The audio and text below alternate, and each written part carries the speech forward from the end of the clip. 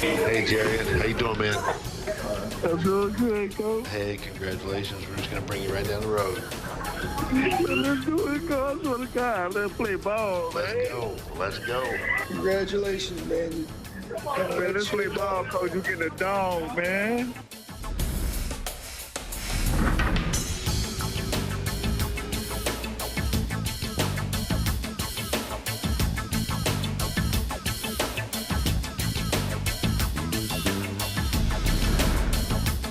How can you not love moments like that during the NFL Draft? Welcome in to the Sunday Sports Zone. The NFL Draft officially wrapped up. It was a long 3 days. The Jaguars made a bunch of draft picks, but now it is all over with. Next stop for the NFL, rookie minicamp, which is right around the corner. But we got to work our way through all of the Jaguars draft picks, right? So it was a busy 3 days. The Jaguars started things off on day one with a trade to go up and land Trevor Lawrence, a new, maybe favorite wide receiver, maybe one day down the road. We had to work through all of these, so we're bringing in 1010XL's Frangie to help us out. Frank, how you doing today? I'm doing great, Jamal, and I'm excited about the draft, and I love how they got through it. Can't wait to talk about it. All right, let's start at the top, right? So the Jaguars were sitting on the clock at 17. Things were looking good. We all thought they were going to go corner, right? And the board fell perfectly. Every corner was sitting there on the board, and Trent Baalke, Doug Peterson said, we'll move back a little bit. So they make the trade with the Vikings. They slide down the board, and then they end up taking Brian Thomas Jr.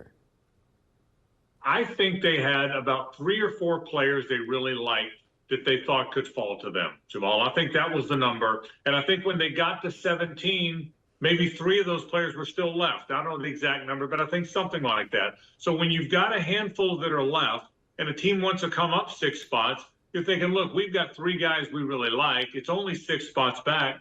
One of them will be there. I also think Brian Thomas was the head of that list. If they'd have gone ahead and picked at 17, like Trent Baalke said, I think it would have been Thomas. Instead, they traded back, they picked up some capital, and they still got the guy they wanted. I thought they played it beautifully in the first round of the draft. I really do. They definitely convinced the Vikings to overpay for that trade. So I love the trade. And then you get a guy that a lot of people would have been okay with if they took him at 17. Brian Thomas Jr., a big wide receiver. And you know what, Frank? It's something you've been banging the table for from the beginning of this process. Speed. He's got that in bunches. He is a big, fast guy. So typically, big, fast guys find a way to be successful in the NFL.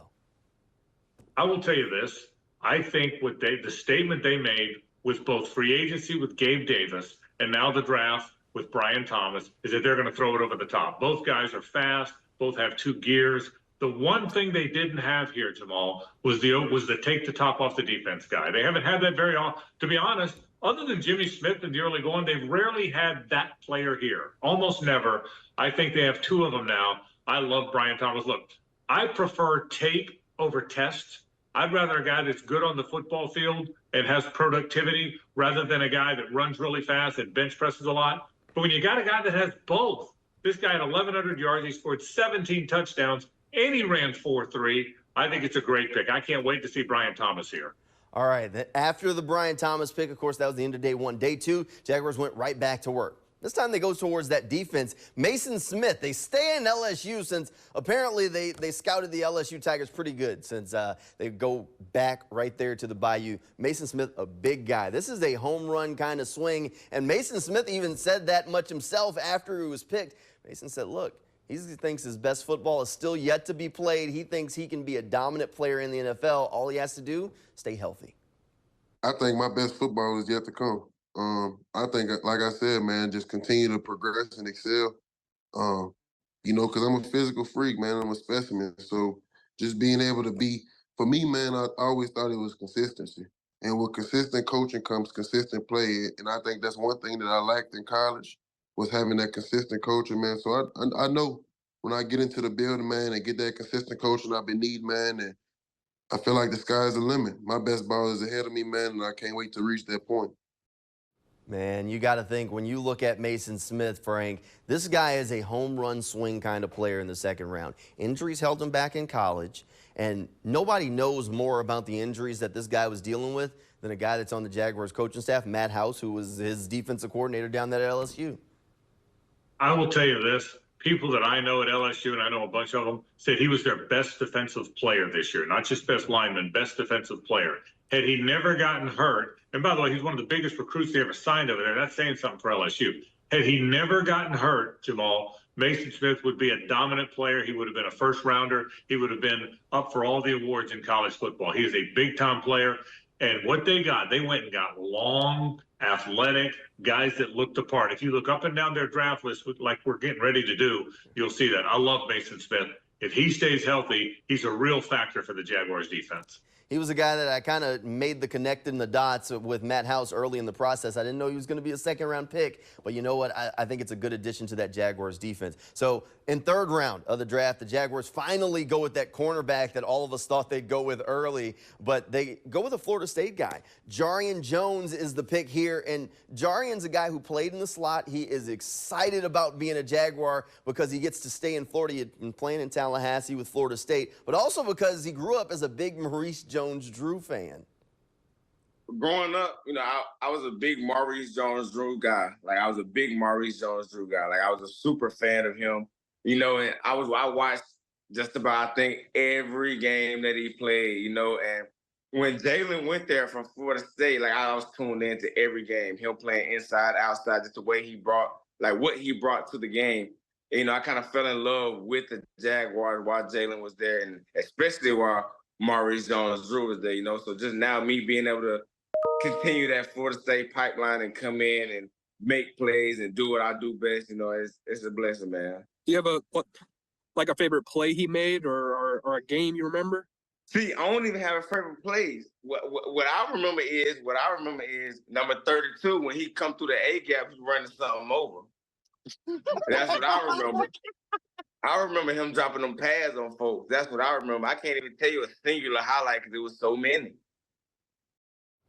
How about that, Frank? Look, the Jaguars got a guy who not only wants to be a Jaguar, but he clearly knows football because he was a Maurice Jones-Drew fan, right? How much fun is he going to be to have around? The media's going to interview him every day, even if he's not starting. He's going to be a good player. Two or three things. Number one, he's played a lot of football. Remember, he was at Mississippi State 3 years before he transferred to FSU, so he played against those good SEC teams, and then he played well for FSU last year. Number two, he's on a very good defense. FSU was good on defense, man. You saw those draft picks. So he's accustomed to being a good player on a good defense. I wouldn't assume he's necessarily going to be in the slot. I know Doug Peterson said that's where he'll start. What they did is they brought in a bunch of cornerbacks and defensive backs in free agency and in the draft. Obviously, two cornerbacks. I think everybody gets a chance to go outside. I think everybody gets a chance to go inside. They're fast and athletic. I don't know a lot about Jaren yet, but don't necessarily assume he's going to wind up in the slot. I think he's going to get a look at both spots, and he'll help the football team, Jamal. There's going to be a lot of competition for that second cornerback spot, definitely in Jacksonville when they get out on the field. All right, let's go to day 3 of the draft. They got a bunch of picks here that we'll have to get through. Finally, one to block for Trevor Lawrence, Javon Foster, offensive tackle out of Missouri. Frank, this guy was a 3-year starter for the Tigers. He is a big, physical guy out there on the football field, and that's what the Jaguars need. We kept saying they needed to add along that offensive line. They finally did it on the 3rd day. 2 or 3 things with Javon. Number one, he's a captain. He's a leader. Guys respond to him. I think that's very important. I think you also have to draft some depth, Jamal. You can't just have first-line guys. Cam Robinson and Anton Harrison are going to be their tackles, and I think Walker Little's going to be their swing tackle. But this is one more guy in the mix. And then after next year, who knows who's going to be on the team, as Cam's going to be back after one more year. So you're drafting depth, you're drafting your future a little bit, and you're drafting another swing tackle. If he's as good as they hope he is, Walker Little's a pretty good player. He's better than he played last year. So that's 4 tackles who are pretty good. You always have to, if you're in your window and this is the time you think you're going to win, you have to have depth as well. They have depth in the receiver room now. We've talked about that. And I think they finally started to develop some depth along the offensive front. I don't expect him to be a starter, but I expect Javon to play some football and to be one of those swing tackles you need so badly. Cool story from Javon. His dad was in the NFL, played for the Houston Oilers. He didn't start playing football until he was 16. He said his dad just kept telling him, once you get out on the football field, you're going to find your home. And he said he played basketball before that, but when he switched to football, he found his home, and now, fast forward, he is in the NFL. All right, next pick for the Jaguars. They go back at cornerback, or actually they go defensive tackle here. They go Jordan Jefferson next. So another LSU guy, the 3rd guy from that LSU team down on the Bayou. Jordan Jefferson is strong as all get out, Frank. He was just throwing around 225 at the combine like it was nothing. I think if you look at the list, Jamal, you're seeing a trend.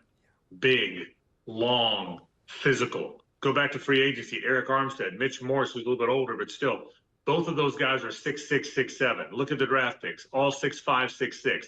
Long, athletic, and physical. I'll tell you this. They put their money where their mouth is, Jamal. They said all offseason, the very common narrative was we weren't physical enough at the line of scrimmage. We had to improve both lines. Well, they went out and did it. They added 6 players, 2 in free agency, 4 in the draft, 1 we haven't even gotten to yet, that are going to play along that defensive and offensive line. They got longer. They got more physical. They got stronger. I think that was the theme. To me, the most prevalent theme of the Jags offseason was getting longer, stronger, and more physical at the line of scrimmage. And I think Jordan Jefferson fits right in. All right, next guy up is another defensive back, Diontre Prince from Ole Miss. Now, Prince is a fantastic athlete, came out on a top 30 visit with the Jaguars. Clearly, they fell in love with him.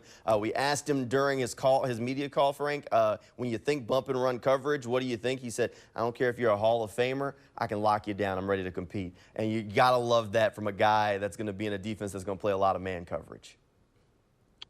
I'll say this. When you have to get faster, you do it, go get fast guys. They went and got 2 fast cornerbacks, big physical linemen and fast cornerbacks. And I'll tell you this, too. I love the fact that they got all these SEC guys. If you think about this, they drafted 9 guys. 7 of those guys played in the SEC, or 6 of them did. 2 others had been in the SEC at one point in their career. So 8 of the 9 at one point played in the Southeastern Conference. That means you're playing against the closest thing you can get to Jamal, to NFL players. The SEC is not the NFL. But make no mistake about this, it's the closest thing to it.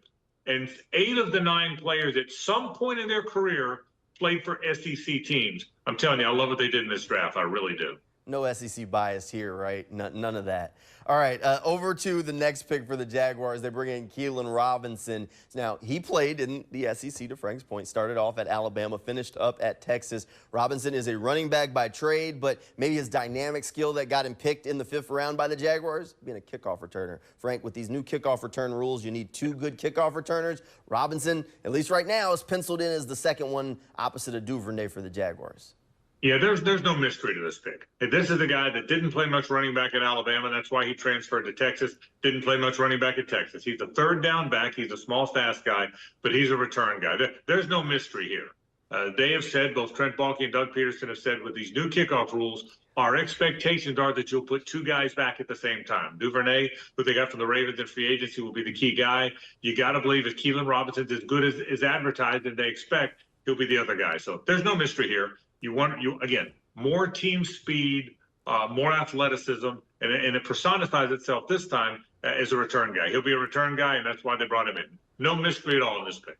All right, how about another pick that has no mystery to it? The Jaguars have been looking for a kicker basically since Josh Lambo left, and now they draft a kicker. First time since Josh Scobie that the Jaguars have drafted a kicker, and it is Cam Little, straight out of Arkansas. He never missed an extra point in his entire collegiate career, Frank. Not one.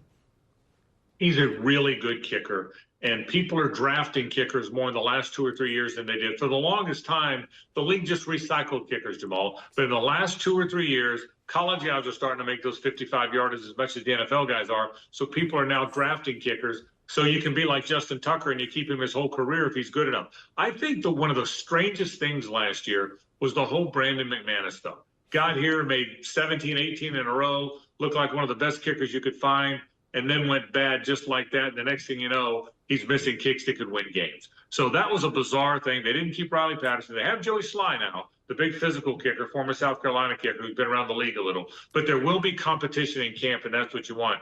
And Cam Little's a really good kicker. He'll certainly, worst case scenario, he'll provide really good competition. Obviously, they want him to be the kicker, but you got to win the job over Joey Sly. It'll be interesting to see how that plays out. Well, let me tell you one thing. You can already tell the second you talk to Cam Little, he has elite level confidence. So he's rolling in there. He's the youngest kicker ever drafted, but he is ready to roll, ready to compete. He told us straight up that he smashed every workout he had with an NFL team and that he was going to make sure that everyone knows that the Jaguars got the pick right. All right, last pick in the draft for the Jaguars. They go with a guy who is a fantastic athlete, Miles Cole, straight out of Texas Tech. This dude had the longest arms in the draft, Frank. You mentioned earlier they wanted to get bigger, stronger, more physical. This guy checks all of those boxes. Physical guys. Again, it's very clear. I'll give them credit. A lot of times you'll see a team draft them all and you'll go, well, they did a little of this, and I thought they were going to do that, but they did something else. And there was no mystery in this draft. Fast, take the top off receiver, 2 really fast defensive backs, and a bunch of big guys. There was no mystery. Let's get more physical. Let's get faster. There were some specialists, a return guy and a kicker, but for the most part, let's get bigger, let's get stronger, and let's get faster. It could not have been more clear and more transparent what the Jaguars were doing here, and I love how they did it. All right, Frank, we went through the whole draft class. If you had to give it a grade, A, B, C, D, where you at? I'm right on the line between a B and a C, so I'm at a B minus. Where you at? No, I'm at an A minus. I totally disagree. I love the draft. I think there's 2 or 3 things I really like. Number 1, I want you to get athleticism and speed. Number 2, guys who have done it at the highest level. Apart from the SEC snobbery, and we joke about the SEC bias, it is the best league. It's had more draft picks than anybody else for 13 straight years now. It's won most of 15 of the last 19 national championships. It's the best league. So why not go get a bunch of guys that played against the best competition? I really like the draft. If there's one thing missing, one really good edge guy, I would have liked to have seen that, Jamal. I wish they'd addressed edge early on. That's the thing that I think's missing. But now you don't know. See, when you evaluate a draft, you don't know how good the players are. You just got to talk. What we know is, did they address the needs we think they needed to address with the right type of guy? I give it an A minus. I love their draft.